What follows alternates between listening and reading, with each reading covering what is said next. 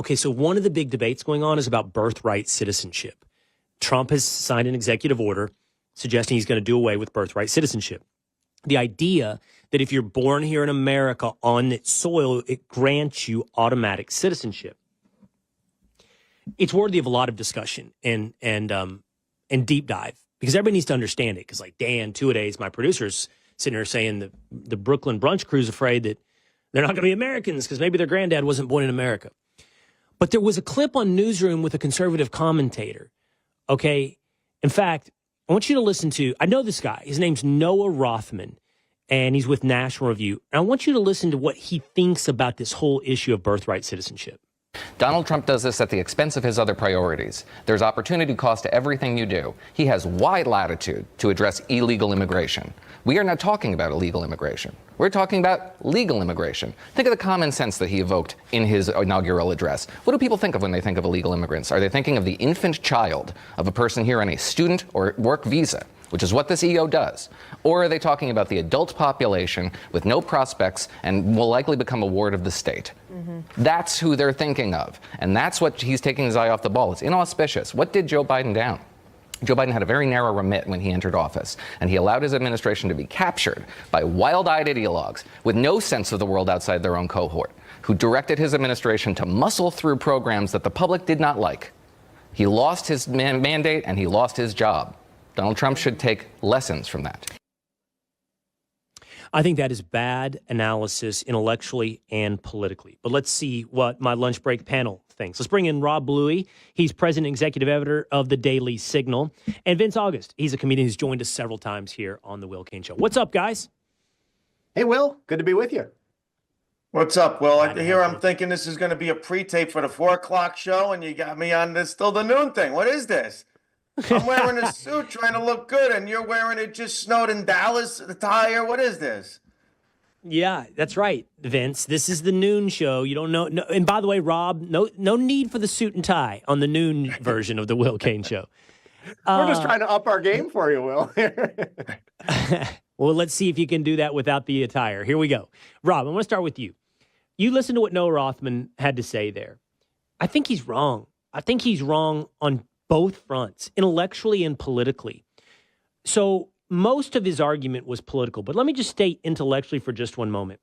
I believe the United States of America is one of the only countries in the world that recognizes the concept of birthright citizenship. And what more, we don't recognize our citizens as being foreigners when they're born on some other soil. We suggest, hey, you're born in Saudi Arabia because your dad has a job in oil and gas. Guess what? You're still American. So we have this asymmetrical relationship with citizenship that nobody else in the world emulates. But more importantly, because it's the priority or the crux of his argument, Rob, politically, Donald Trump is not Joe Biden. And Donald Trump has shown a political instinct that has maximized opportunities over and over and over in pursuit and accomplishment of success in a way that the conservatives who lecture him have failed at for decades. Your thoughts, Rob? Absolutely, Will. I 100% agree with you. I know Noah. First of all, I should say congratulations on the debut yesterday. I watched. It was awesome and look forward to watching every day at 4 o'clock. But on this particular issue of birthright citizenship, Noah is wrong, as you articulated. And first of all, it should come as no surprise to anyone that Donald Trump was going to do this. I mean, if there's been a consistent theme over the last 2 days, it's promises made, promises kept. I mean, he is just fulfilling everything he said that he would do on the campaign trail. And it's not like this is the first time we're debating the issue of birthright citizenship. This has been something that's been long discussed in this country. It was a topic that was discussed even during Trump's first term. And so I think that the other important distinction here about Trump's order is this is not retroactive, meaning that those individuals who are already here, who've already been born, and who are fearing that they may be deported, that it starts, I think, in mid-February or toward the end of February. So, I mean, we're talking about, something that will happen in the future. And that is a good move on the part of Trump because I think that he probably would come into not only political problems if he were to do it retroactively, but it also sets out a clear standard for what it means to be an American citizen. And that is something that over the last 4 years has been a problem in this country with the influx of so many millions of illegal immigrants and the fact that they don't necessarily assimilate into our country the way that people did in the past. So Vince, I want to just give the audience a little more color on what this is all about, birthright citizenship. So it's grounded in the 14th Amendment. And the Supreme Court has interpreted the 14th Amendment on more than one occasion to include people who are born on this soil. The people this applies to the most are what detractors have called anchor babies. So an illegal immigrant comes to the United States, has a baby in the United States. That baby is an American citizen, and then you can establish what is chain legal migration. So once that kid is an American citizen, it's like, well, what about the parents have to take care of the baby, and on and on and on and on. So that's really the issue here, at least from an intellectual and legal perspective, Vince.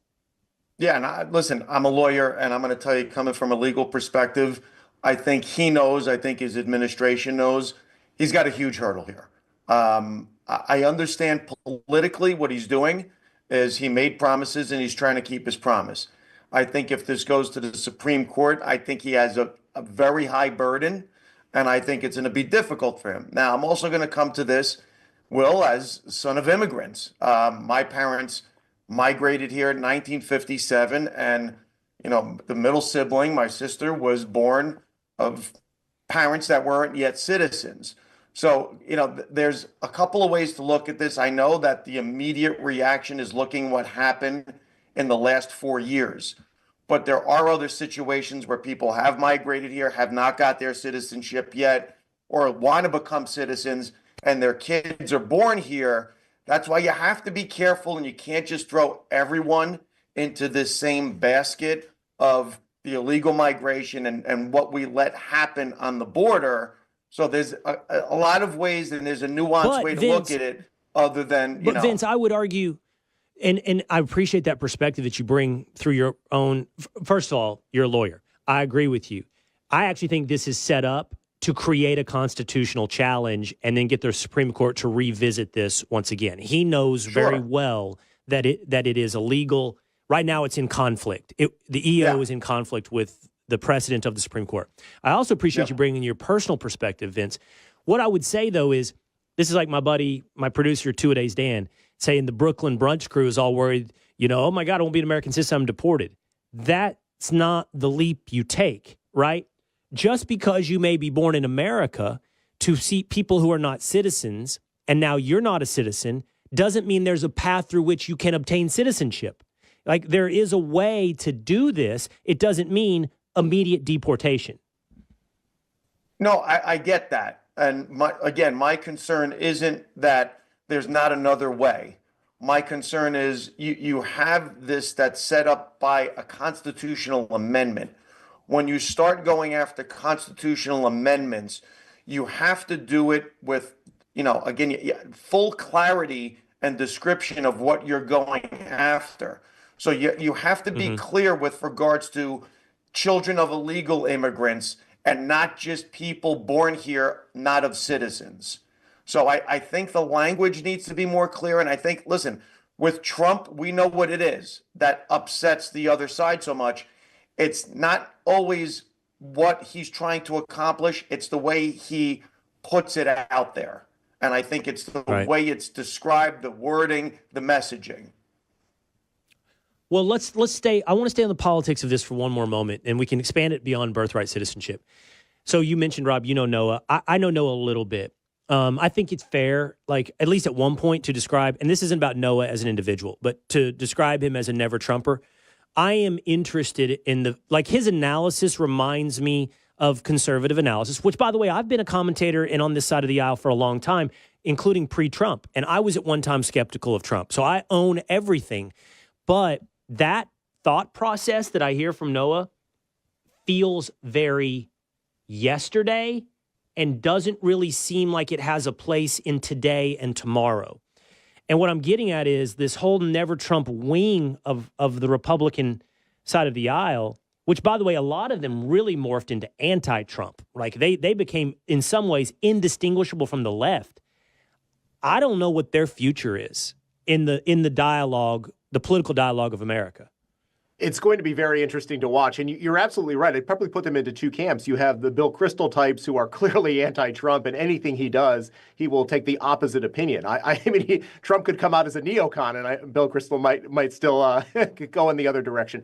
But then you have others like Bret Stephens at the New York Times, who I believe wrote a column before the end of the last year, who said, hey, look, I'm a never Trumper. My positions are quite clear. They've been out there in the public for a long time. But, I'm willing to give him a chance. I'm willing to see what he's able to do and help turn around the country. So there will be some in that never Trump camp who may actually see, okay, there were 79 million Americans who voted for this guy. He won the popular vote. He won all of the swing states. He did all of these things that appealed to new groups of individuals who traditionally would vote for Democrats. Maybe my position on this guy is a little bit off base, and I should give him a chance and let him see what he can do to not only fix the economy, but stop the border crisis, bring down crime, all those other issues that he campaigned upon.